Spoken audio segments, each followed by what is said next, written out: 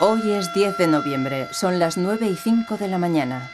Como cada año desde 1938, Turquía rinde homenaje a su fundador en la hora de su muerte. Mustafa Kemal Atatürk, padre de los turcos. Creador en 1923 de la República de Turquía. Punto final de la historia del Imperio Otomano. El final del Imperio Otomano.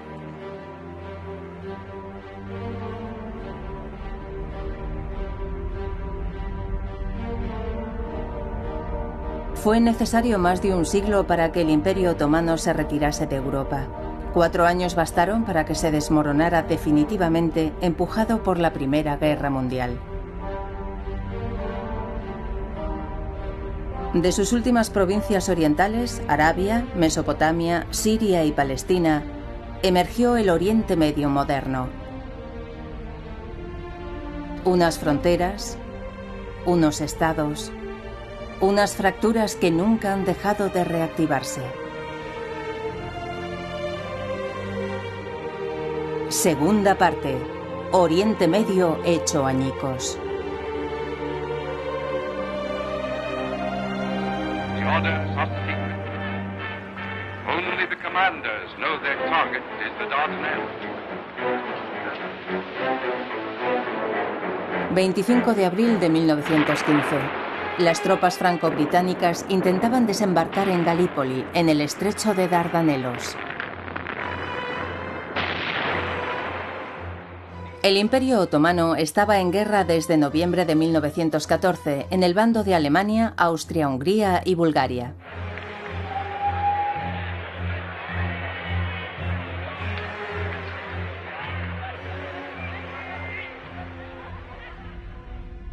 En Galípoli, dirigido por el comandante alemán Liman von Sanders y por el joven oficial Mustafa Kemal, el ejército otomano rechazó a los aliados. 500.000 de hombres murieron, pero para los otomanos Galípoli fue una victoria. Una de las pocas que consiguieron en una guerra a la que se habían unido a regañadientes. Los otomanos eran los menos interesados en el conflicto, pero temían que una guerra europea generalizada llevase a un vecino más poderoso, concretamente Rusia, a comenzar su desmembración. Se acercaron a los británicos, a los franceses, incluso fueron a Rusia para tratar de obtener un acuerdo que evitase al Imperio Otomano entrar en guerra y que protegiese su territorio de las consecuencias de un conflicto europeo. Pero las potencias aliadas de la Triple Entente les negaron tales garantías. El Imperio Otomano volvió a encontrarse en el bando de los imperios centrales. El gobierno otomano estaba dirigido desde 1913 por un triunvirato autoritario y nacionalista, procedente de la revolución de los jóvenes turcos. Cemal Pasha, ministro de la Marina. Talat Pasha, ministro del Interior. Y Enver Pasha, ministro de Guerra, el más favorable a la alianza con Alemania.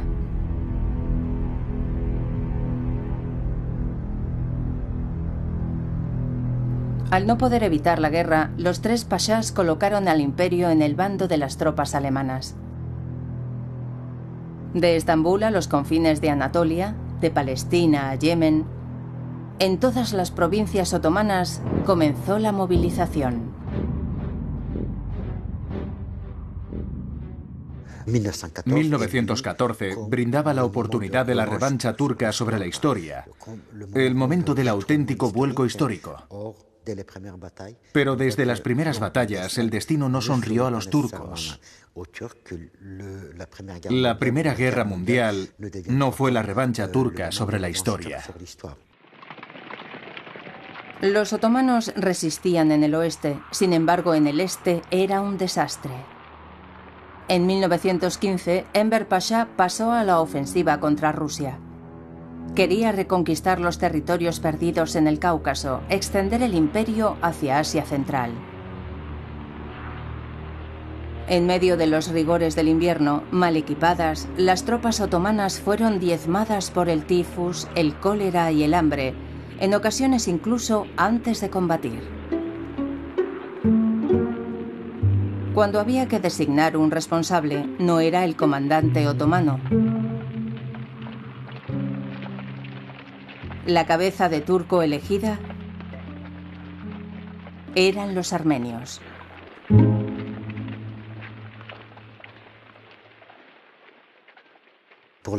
Los otomanos acusaban a los armenios de colaborar con los rusos.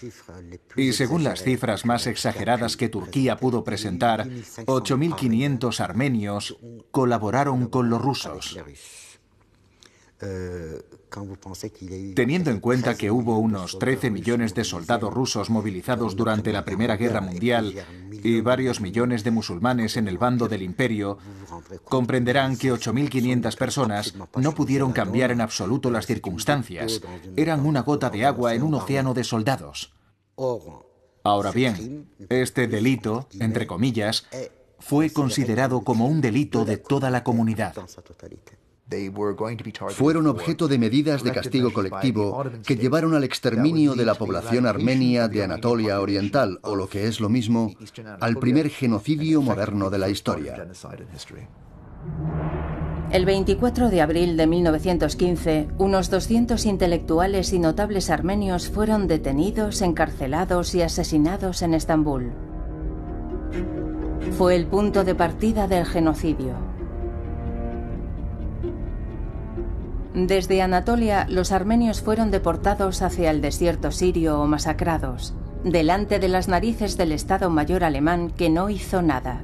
Perecieron más de 1 millón, 2/3 de la población de antes de la guerra. Talat Pasha se lo explicó muy claramente a los diplomáticos alemanes. Lo que se tiene que hacer, hay que hacerlo ahora, que es el momento oportuno para acabar con el problema armenio. Los responsables otomanos o unionistas repitieron esta frase decenas de veces a los diplomáticos alemanes y a los diplomáticos austríacos. Así que la idea de que no habría otra oportunidad histórica para acabar con la cuestión armenia estaba claramente presente a partir de 1915.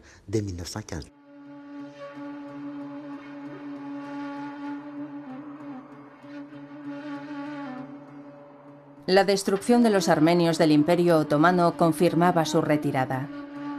Las poblaciones cristianas ya no tenían cabida. El núcleo duro del imperio era turco y la periferia exclusivamente musulmana.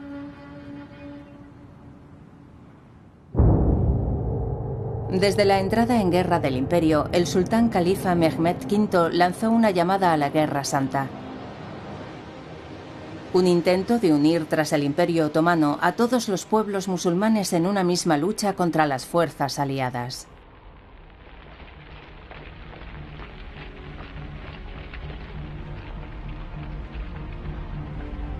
Estaban en juego todas las fronteras del imperio. Frente a él, Rusia, que había avanzado hasta Persia. Francia, presente en todo el Magreb. Y sobre todo Gran Bretaña, que había ocupado Egipto y desde allí dirigía las operaciones aliadas. Llamando a la Guerra Santa, los otomanos esperaban desestabilizar a los enemigos desde el interior. Aquello no funcionó. Los recursos del imperio eran muy limitados para llevar a cabo la Guerra Santa.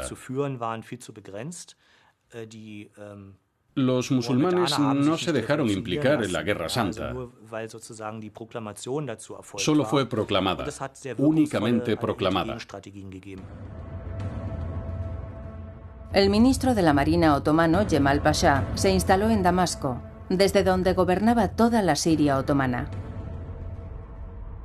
Se extendía sobre los actuales territorios de Siria, Líbano, Israel, Palestina y Jordania. Ambicionaba reconquistar Egipto y extender la periferia árabe y musulmana para proteger el centro turco del imperio.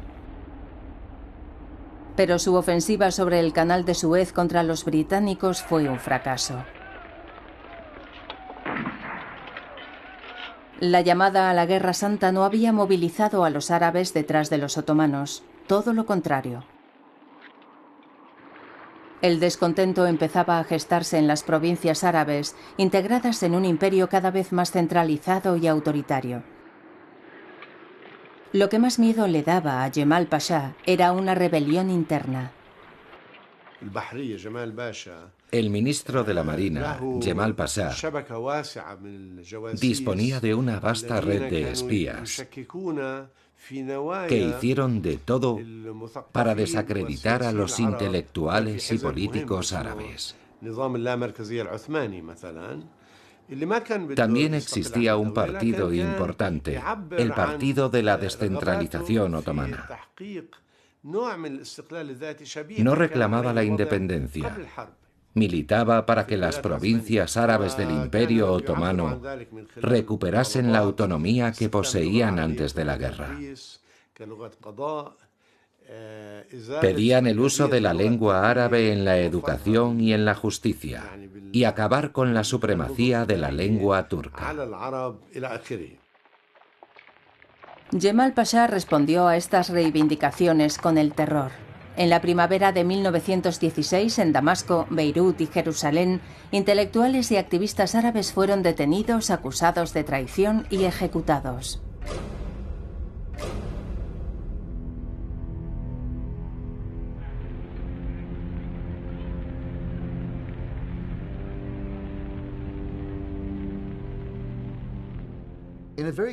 En solo 4 años, los pueblos de las provincias árabes sufrieron como nunca antes lo habían hecho.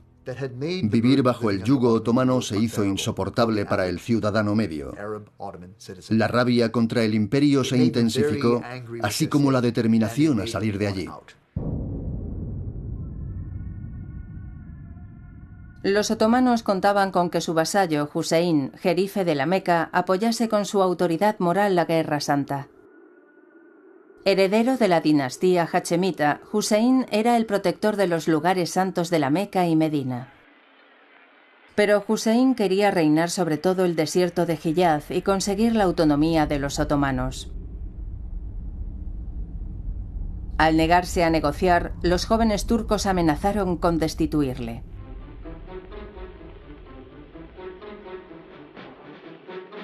Los británicos, en cambio, le ofrecieron todo lo que deseaba: la independencia de los árabes otomanos de Mesopotamia a Palestina bajo su autoridad, a cambio de su sublevación.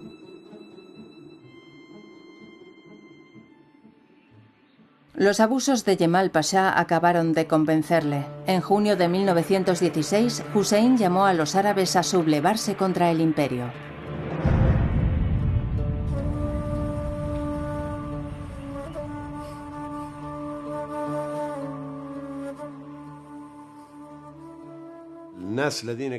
Al leer los diarios personales de aquella época, vemos que en el mundo árabe muchos apoyaban, incluso se adherían a estos movimientos.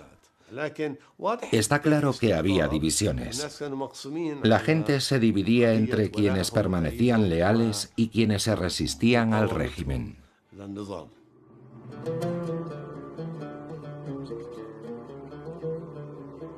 El hijo del emir Hussein, Faisal, dirigió la revuelta.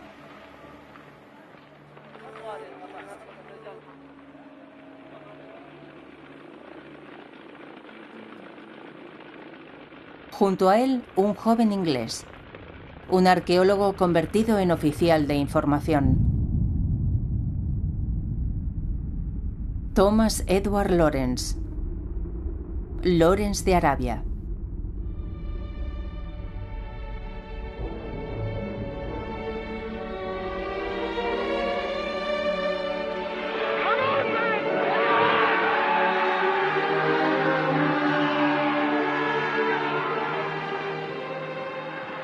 Juntos, Faisal y Lawrence llevaron a cabo una auténtica guerra de guerrillas contra el ejército otomano.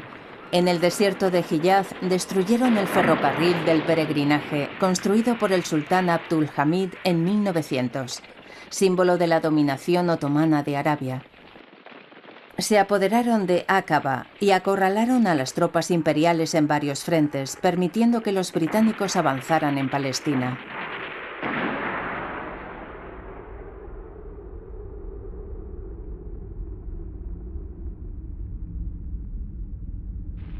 En diciembre de 1917, el general británico Allenby entraba victorioso en Jerusalén. La llegada del general Allenby y de sus tropas indias, en aquella época había regimientos reclutados en la India, significó en primer lugar el fin de la guerra y el fin del sufrimiento que había originado. Algunos creyeron que era el preludio del fin del Imperio Otomano y sobre todo del fin de la opresión ejercida por Jemal Pasha y su administración militar. A finales de septiembre de 1918 cayó Damasco. Inmediatamente Faisal proclamó un gobierno provisional.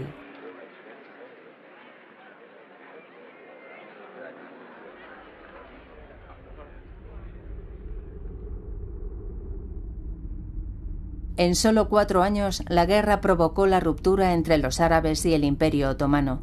En todos los frentes, de Palestina a Mesopotamia, el ejército otomano y sus aliados alemanes capitularon.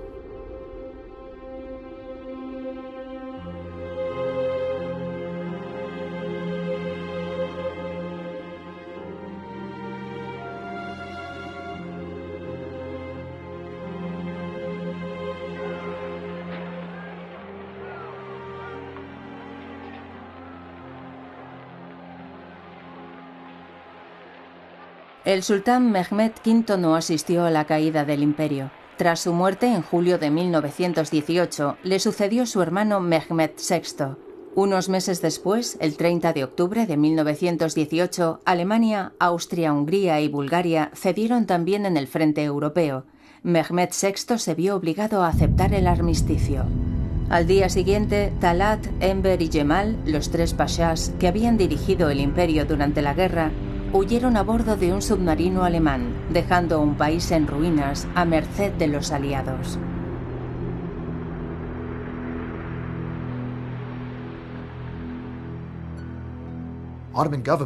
El nuevo gobierno otomano era consciente de que debía mostrar al mundo su determinación de castigar severamente los crímenes de guerra de los jóvenes turcos.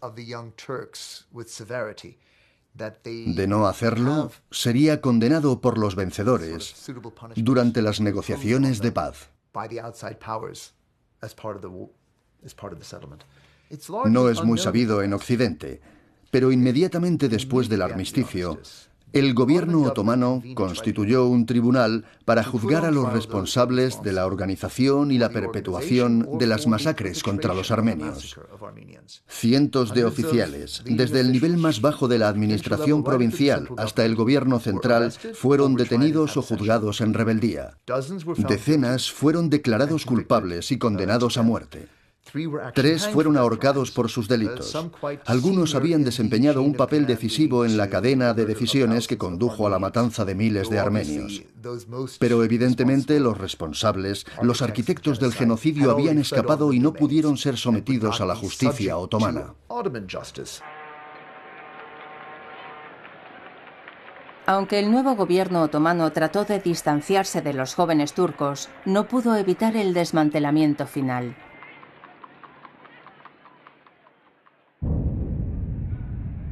La conferencia de paz se celebró en París el 18 de enero de 1919.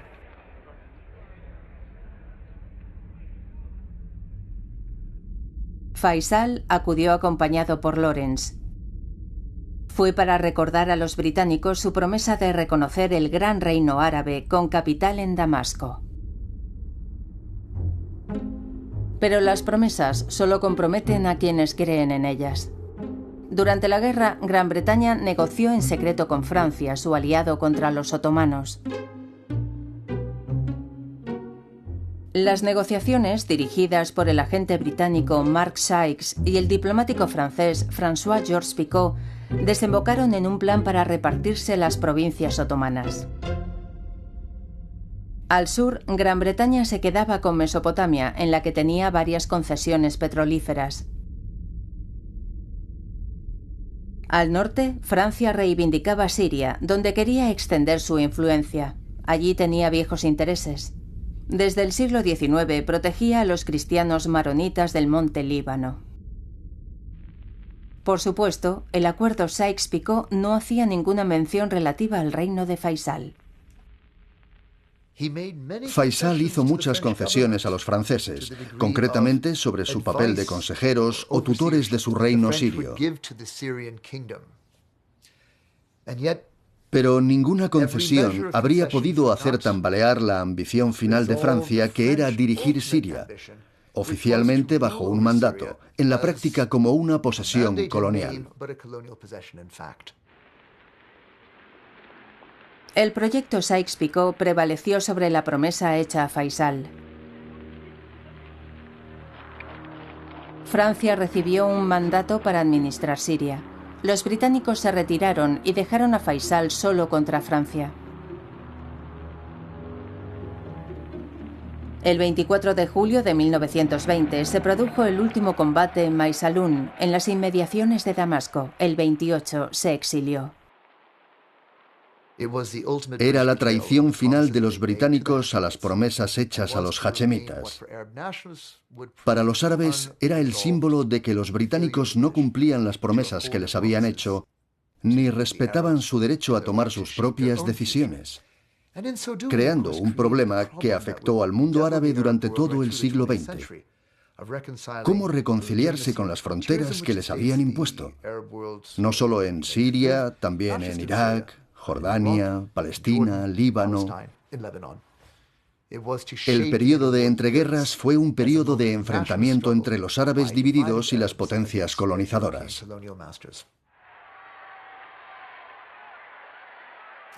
Algo que cambió la política árabe para siempre.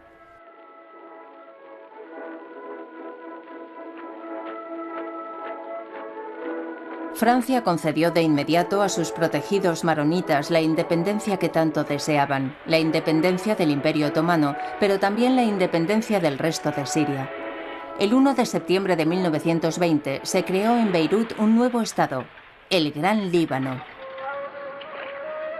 Para que fuese viable, añadieron al monte Líbano las ciudades costeras de Beirut, Tiro, Trípoli, así como las llanuras fértiles de la Bekaa. Los cristianos maronitas eran mayoría en el monte Líbano. En el nuevo estado estaban en igualdad con los musulmanes, sunitas en la costa, chiitas en el sur. No me cabe la menor duda de que la creación en 1920 del Gran Líbano, el Líbano que conocemos hoy, fue vivida con amargura por la gran mayoría de musulmanes libaneses. Nació un problema de identidad que sigue siendo fuente de conflictos en Líbano.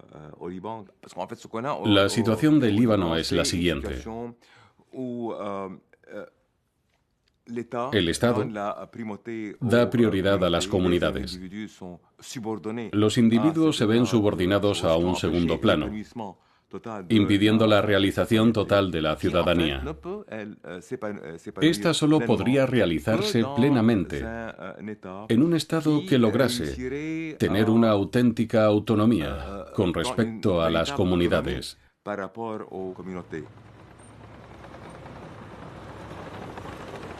Yo lo denomino la condición libanesa. Los franceses dotaron al Gran Líbano de una constitución que repartía estrictamente el poder entre las diferentes confesiones religiosas. Un confesionalismo político rígido del que Líbano, que se independizó en 1943, todavía no se ha deshecho.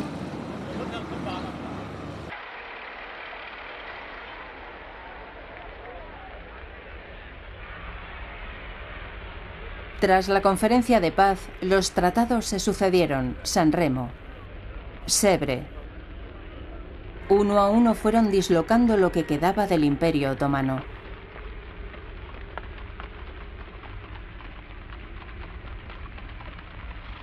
Con Estambul ocupado por las tropas francesas, británicas e italianas, el gobierno otomano solo podía acatar las nuevas amputaciones y divisiones.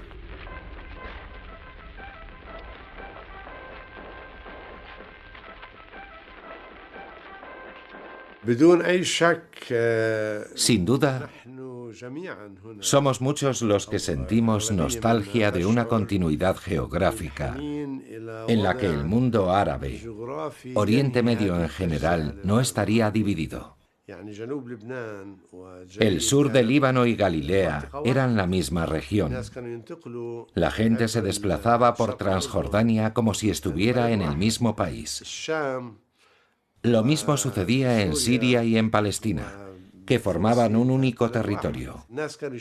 Los habitantes estaban acostumbrados a esta continuidad, que terminó con la llegada de los británicos. Palestina quedó aislada del resto de los países árabes vecinos.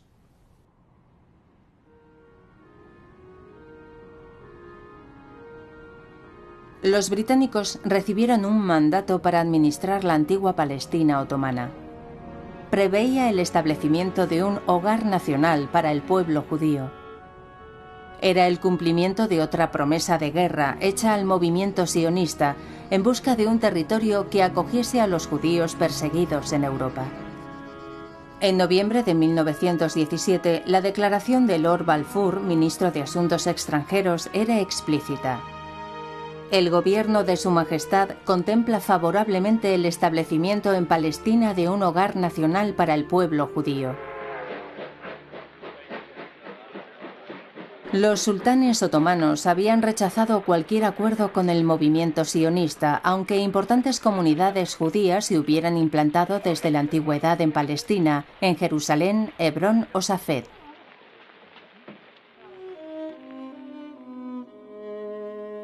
La administración británica respaldó la inmigración de judíos europeos que huían del antisemitismo y de los pogromos de Rusia, Ucrania o Polonia.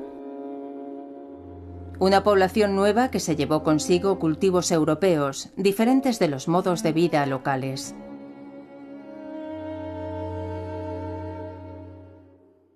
Las relaciones entre musulmanes y judíos eran comparables a las relaciones entre musulmanes y cristianos. En cuanto al periodo otomano, no se puede hablar de separación antagonista de judíos y árabes. No se puede hablar de los judíos y de los árabes. Dicha noción no existía. Había grupos regionales diferentes. A veces los cristianos eran mayoría en algunos pueblos y en otros lo eran los judíos. Convivían todos juntos.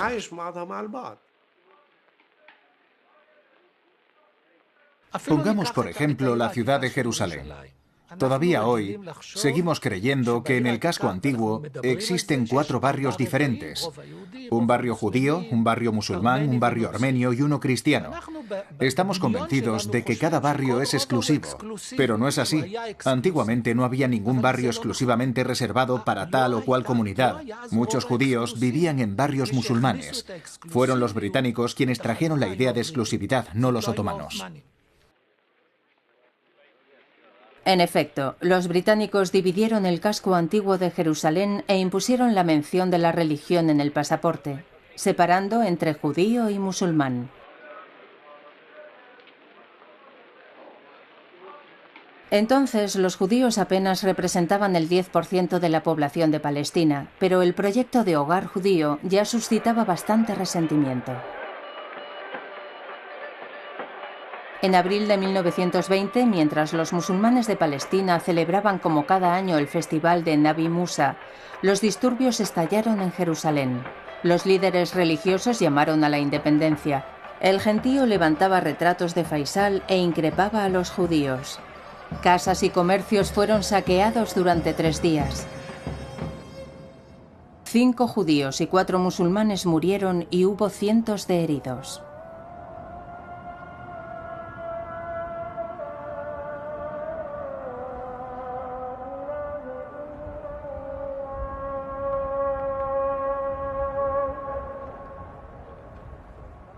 ...1920 marca el principio del vínculo establecido entre religión y nacionalismo. Pero en el sentido en el que la religión da una fuerza adicional al nacionalismo étnico. No se trata de una guerra teológica. Esa es la diferencia entre la Edad Media y nuestra época. No se trata de un conflicto teológico, sino de una lucha entre grupos nacionales étnicos. La religión mantiene viva la exclusividad étnica y permite rechazar al otro.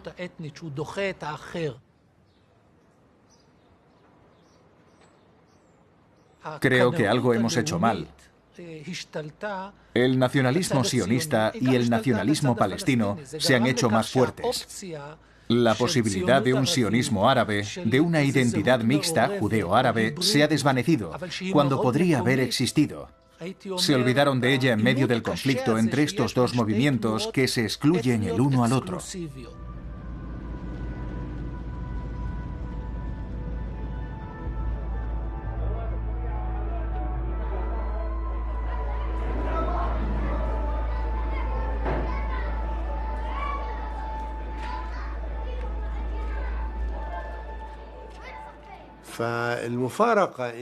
La ironía es que la Gran Guerra debía suponer el fin de las divisiones y de las tragedias que conllevaba. Sin embargo, provocó nuevas separaciones. Reforzó el sectarismo y contribuyó a la aparición de nuevos conflictos confesionales.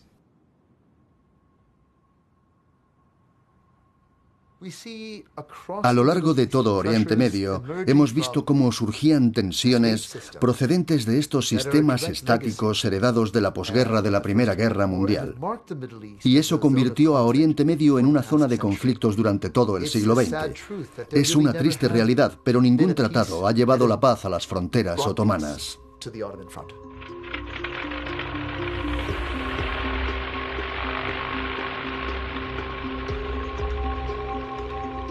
¿Cómo responder al caos creado por la partición del mundo otomano? Incapaces de reconciliar proyecto sionista y aspiraciones árabes, los británicos decidieron dividir Palestina. El hogar judío se establecería en la orilla oeste del Jordán, únicamente. La orilla este, es decir, 3/4 partes de la antigua Palestina otomana, se convertiría en Transjordania, la actual Jordania, y sería confiada al hermano de Faisal, Abdalá.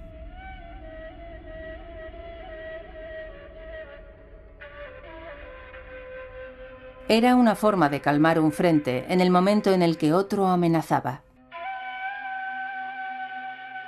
En efecto, en junio de 1920 estalló una gran revuelta en Mesopotamia, que también estaba bajo mandato británico.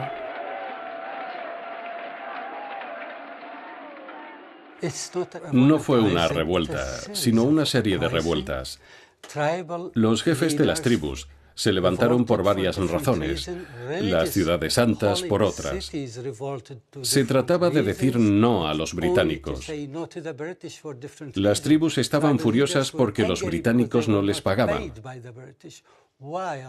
Los cleros de Nayaf y de Kerbala reaccionaron a los acontecimientos de Irán, en donde los jefes religiosos también se oponían a la presencia británica.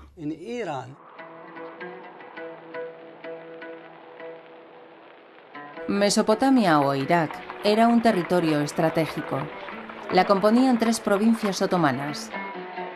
La provincia de Bagdad, en donde se mezclaban sunitas, chiitas, judíos y cristianos, Mosul, que era mayoritariamente kurdo, y Basora, mayoritariamente chiita. Los otomanos habían conquistado Mesopotamia para protegerse de su gran rival chiita, el Imperio Persa, futuro Irán. Los británicos, por su parte, la codiciaban desde el siglo XIX, tanto por sus recursos petrolíferos como por su posición en la ruta de las Indias. Pero después de la revuelta de 1920 ya no se trataba de conquistarla, sino de cómo liberarse de ella conservando sus intereses. Ese era el objetivo de la conferencia celebrada en El Cairo en marzo de 1921 por el nuevo ministro de las colonias, Winston Churchill. Entre los 40 conferenciantes, solo una mujer, Gertrude Bell. Ella iba a escribir la historia de Irak.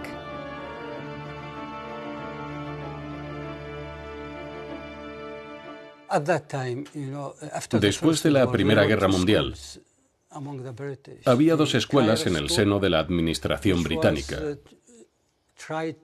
La primera, la Escuela del Cairo, a la que pertenecía Bell, quería reconciliar las aspiraciones de los pueblos con los intereses estratégicos de Gran Bretaña. La segunda, la Escuela India, deseaba sencillamente colonizar los territorios ocupados. Bell, como miembro de la Escuela del Cairo, quería reconciliar las aspiraciones árabes y los intereses británicos, pero sin preocuparse mucho por los iraquíes locales. Gertrude Bell era una reconocida arqueóloga británica y también era agente de información. Antes de la guerra había recorrido el Imperio Otomano y había aprendido turco, persa y árabe.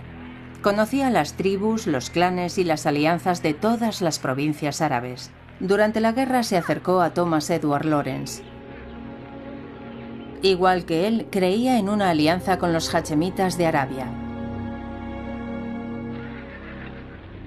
Después de la guerra, Londres le encargó la elaboración de un plan para Mesopotamia. Expuso los puntos principales en la Conferencia del Cairo. Fundar el Reino de Irak, autónomo, pero leal a los intereses británicos, y colocar al mando al antiguo aliado traicionado y abandonado Faisal, hijo del jerife Hussein.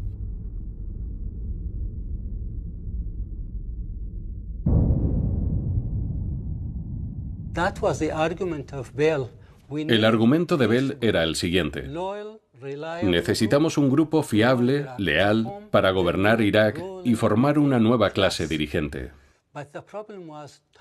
El problema era saber a quién elegir para ser soberano de un nuevo reino.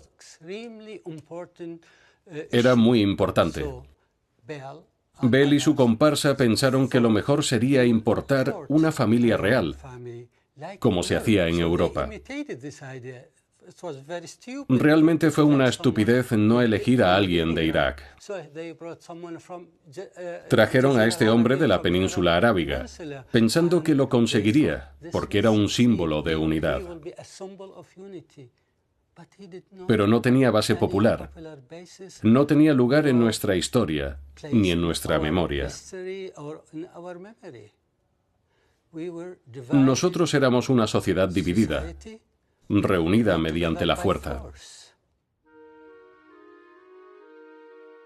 Gertrude Bell no escatimó esfuerzos para imponer a Faisal.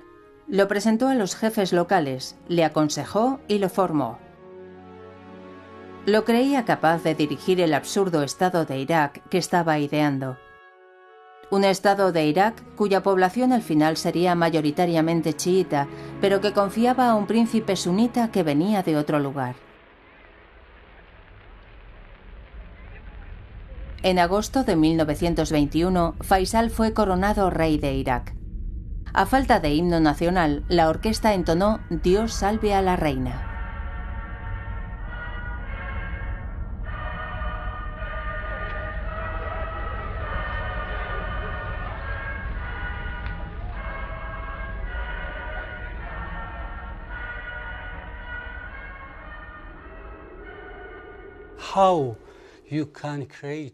¿Cómo crear un Estado a partir de tantos grupos diferentes de tradiciones, de lenguas, de culturas? Solo se puede utilizando la fuerza ideológica y la fuerza física, y fracasó. Bell se apoyó en un grupito de oficiales sunitas y panarabistas para crear este Estado artificial. Ella pensaba que eran una fuerza modernizadora, que conseguirían fundar un Estado moderno.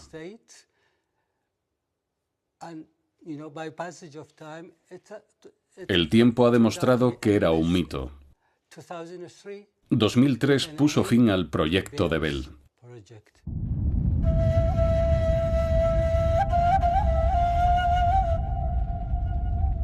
En 2003 se produjo la invasión americana de Irak.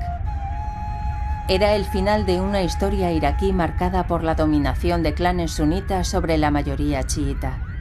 El comienzo de una era de violencia confesional sin precedentes.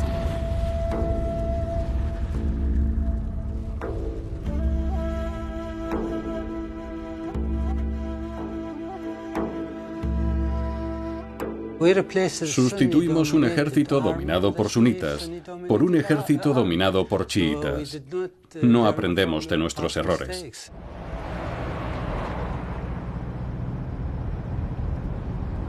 Del caos confesional iraquí nació un mutante, el Estado Islámico de Irak y el Levante, ISIS o Daesh, su acrónimo árabe. Un ejército de yihadistas sunitas que de Irak pasó a Siria, presa de una guerra civil.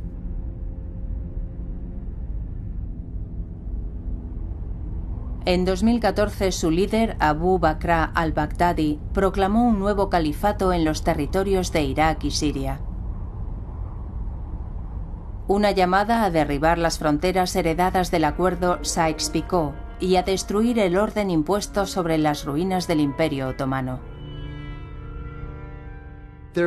Se trata de una tensión que ha existido siempre en el mundo árabe a lo largo del siglo XX, la atracción por una solución transnacional de quienes siempre creerán más legítimo unificar a los árabes y disolver las fronteras coloniales en un vasto proyecto nacional árabe.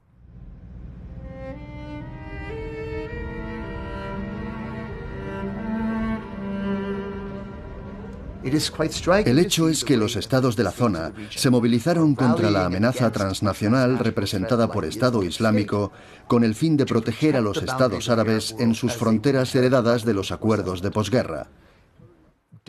Malditas o alabadas, las fronteras han permanecido y hoy son reivindicadas por los nacionalismos locales y amenazadas por los grupos transnacionales que quieren destruirlas. Yo creo que esta realidad seguirá definiendo el mundo árabe durante décadas.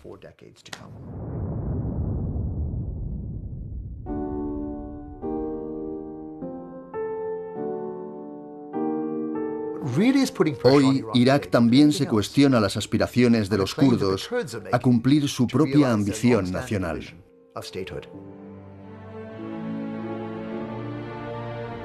Tanto en Irak como en Siria, los kurdos están en primera línea frente al avance de Estado Islámico. Recordando al mundo el destino de un pueblo con una historia muy antigua, con una cultura y una lengua muy peculiares. Ni árabe ni turco, un pueblo diseminado entre los actuales Irak, Siria y Turquía. Un pueblo sin Estado. El gran olvidado de la partición del Imperio Otomano. Hasta el siglo XIX, los kurdos no tenían conciencia de identidad nacional. Se consideraban simples sujetos del Imperio Otomano, un componente de la sociedad otomana. Además, en el Imperio Otomano, la identidad no se definía por la nación, sino por la religión. Se dividían entre musulmanes y no musulmanes.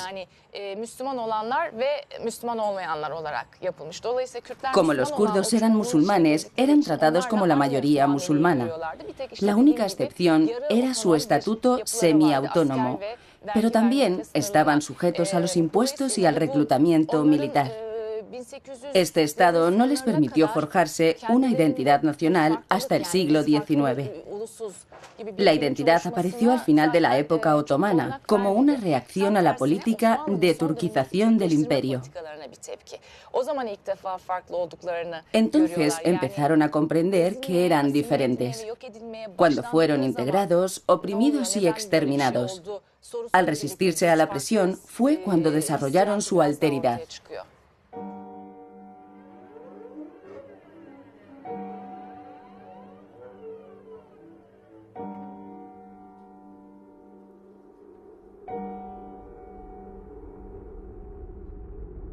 Tras la derrota de los otomanos, los aliados consideraron dotar a los kurdos de un Estado.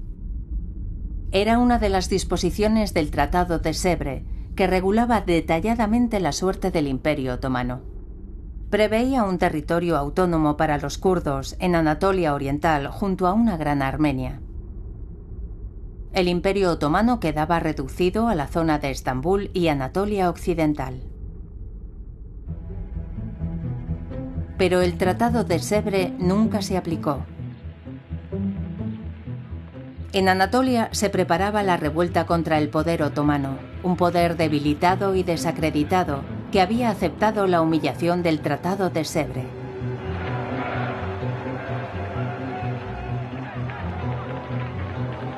Muy pronto se levantó un auténtico ejército de liberación, un ejército turco decidido a recuperar su soberanía. Al mando, un oficial, un héroe de Galípoli, Mustafa Kemal. Proclamó un contragobierno en Ankara, en Anatolia, que ya no reconocía la autoridad del sultán. Nada resistía a su ejército. En septiembre de 1922 se apoderó de Esmirna, ocupada por el ejército griego. La ciudad quedó destruida por el fuego y la población griega fue masacrada.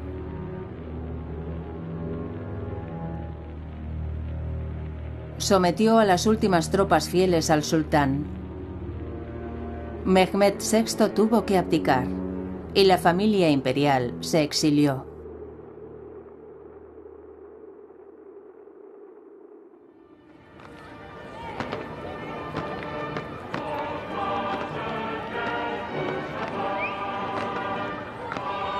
Mustafa Kemal abolió el sultanato y el 29 de octubre de 1923 proclamó la República de Turquía.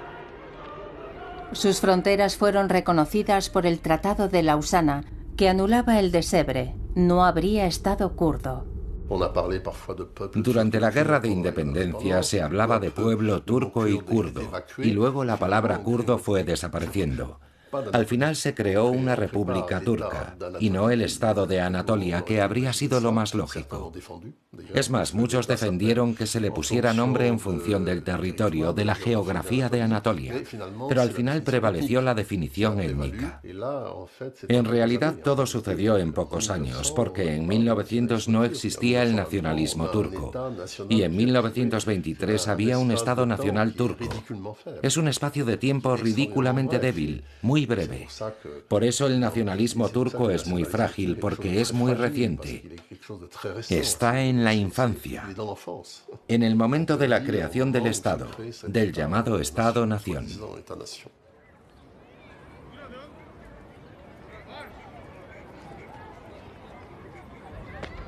La nueva república define la nación: turca, Anatolia, musulmana sunita.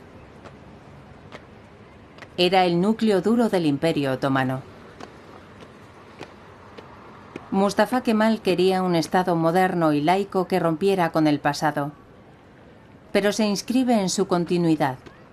Igual que en el siglo pasado, la identidad religiosa condiciona la identidad nacional.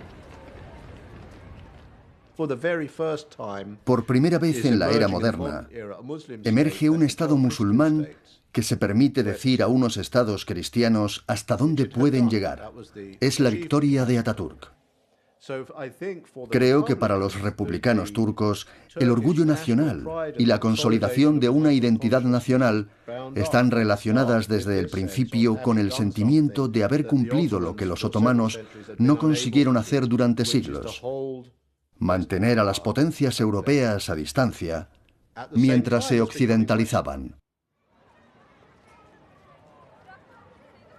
Después de la guerra, el Estado-nación se impuso como modelo infranqueable. Pero, ¿qué puede hacerse cuando los pueblos ya no se corresponden con las fronteras? Grecia y la nueva Turquía optaron por una solución radical.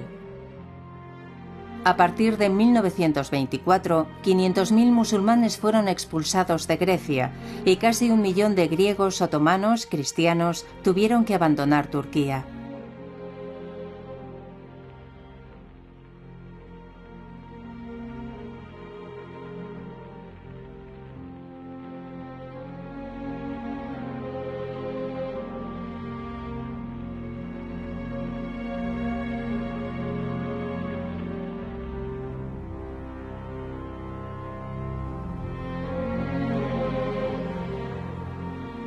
Pueblos enteros fueron abandonados.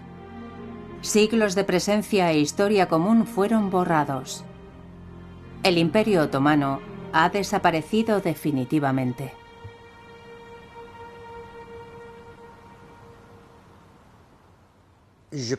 En mi opinión, todo imperio es por definición desmesurado. Territorialmente desmesurado. Desmesurado también por su composición. Un imperio puede mantenerse mientras no haya exigencia de ciudadanía. Cuando se produce la reivindicación de ciudadanía, estamos frente al fenómeno de la sociedad. Es necesario fundar la sociedad.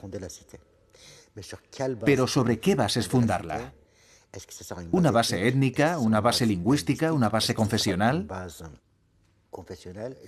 Creo que el Imperio Otomano, como el Imperio Ruso, como el Imperio Austrohúngaro, no pudo resolver este tema.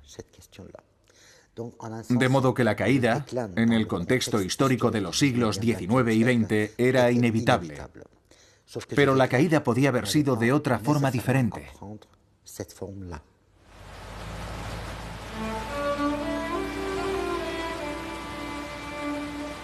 Tal vez el final del Imperio Otomano en toda su larga historia de violencia y caos nos invite a replantearnos los conceptos de Estado, nación, fronteras, a idear otros modelos, federaciones, comunidades o uniones para subsanar las fracturas que produjo la partición del imperio.